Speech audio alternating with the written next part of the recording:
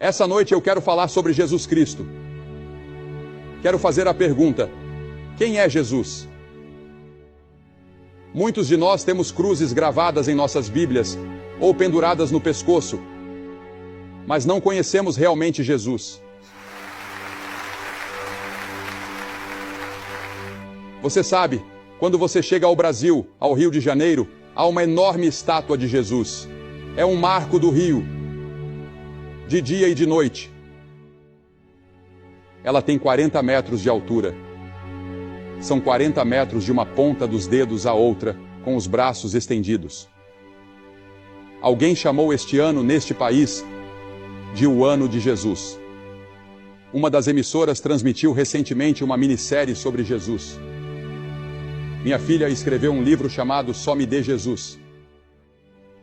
Há um movimento entre os adolescentes que faz a pergunta: o que Jesus faria? Quase todo mundo já ouviu falar de Jesus, mas milhões não sabem realmente quem ele é. Eles não o têm em suas vidas e em seus corações. E o mundo hoje está à procura de um Messias que venha nos salvar. Muitos anos atrás, o profeta Ezequiel disse: procurei entre eles um homem, mas não encontrei nenhum.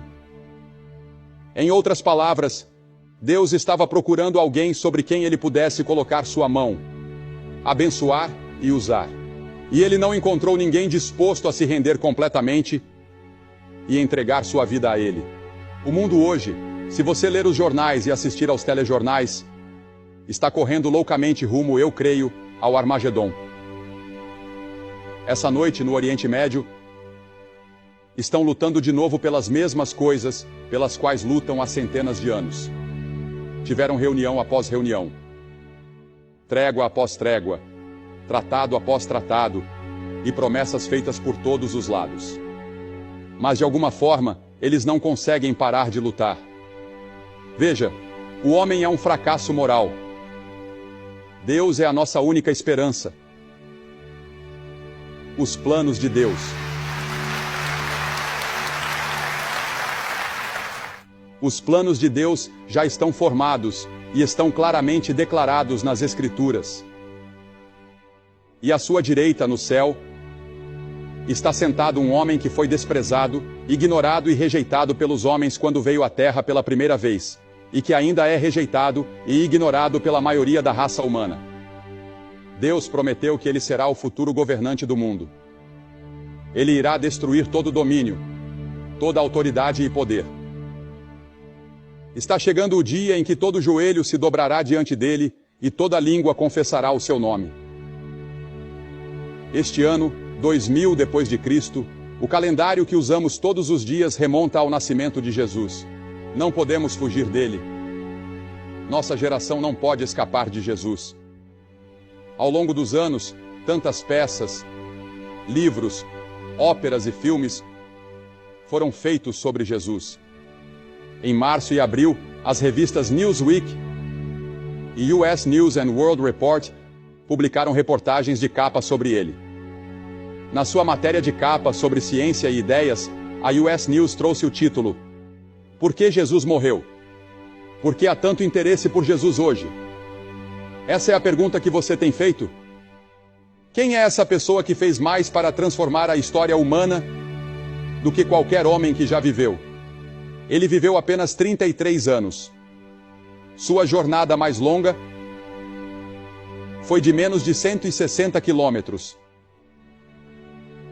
Ele é apenas um herói popular ou um revolucionário? Ou ele é quem disse ser o Filho do Deus vivo? Quem é essa pessoa que exige que o chamemos de Filho de Deus e o sigamos até a morte? Sabemos que ele era um homem. Ele era completamente humano. Ele era o homem representativo. Ele era o homem por inteiro. Ele foi identificado e contado entre os transgressores. As Escrituras dizem 83 vezes no Novo Testamento que ele é chamado de Filho do Homem. Há muitos lugares nas Escrituras que nos lembram de sua humanidade. A Bíblia ensina que ele teve fome. A Bíblia ensina que ele estava cansado, na parte de trás de um barco ele dormia. Ele conheceu as alegrias da amizade. Ele foi mal compreendido e desprezado. Ele chorou no túmulo de um ente querido. Ele teve que lutar contra a tentação e suportar a decepção. Ele afirmou ser o único Filho de Deus antes que o mundo existisse ou antes que a raça humana existisse. Ele disse: no princípio era o Verbo, e o Verbo estava com Deus, e o Verbo era Deus. E Jesus disse: antes que Abraão existisse, eu sou. Com essas palavras, Jesus se separou de qualquer outra pessoa que já viveu.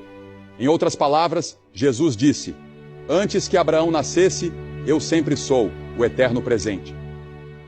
Não há passado com Jesus e não há futuro com Jesus. Tudo está no sempre presente. E Ele está falando com você essa noite. E Ele está falando com todos nós, coletivamente e individualmente.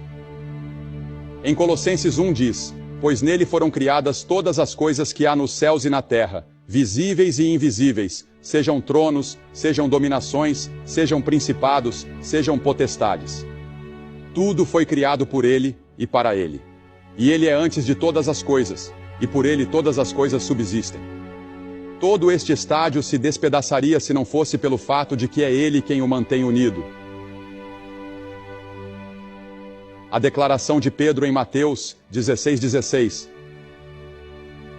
Tu és o Cristo, o Filho do Deus vivo. Quando Ele veio a Belém, aquilo não foi o seu nascimento ou o seu começo.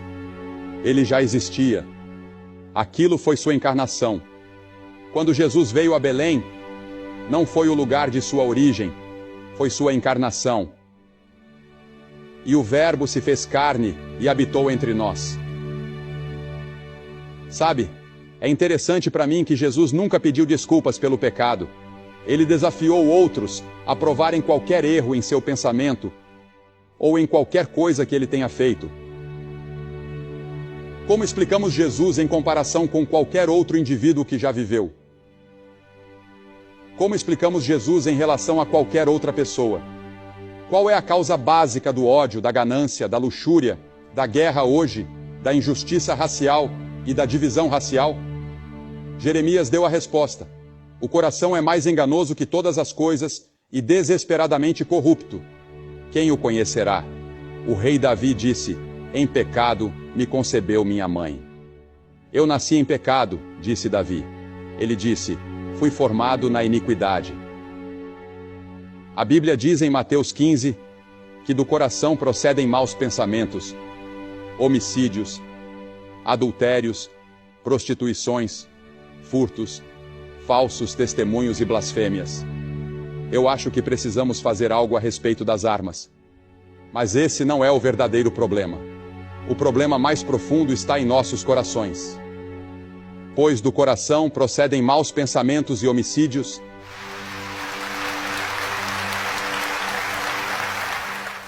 e adultérios, e furtos e blasfêmias. Todas essas coisas vêm do coração dos homens e das mulheres. Como você explica Jesus, sua autoridade?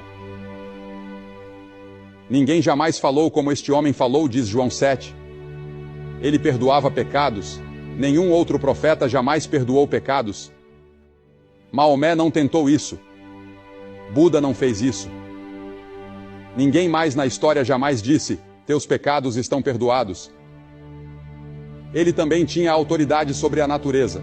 Quando o mar estava revolto e a tempestade rugia, ele apenas levantou a mão e disse: cala-te, aquieta-te. E o mar se acalmou e a tempestade cessou.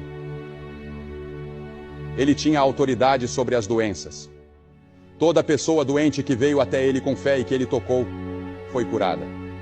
Mas e quanto à sua morte? Diferente de qualquer outra pessoa que já existiu.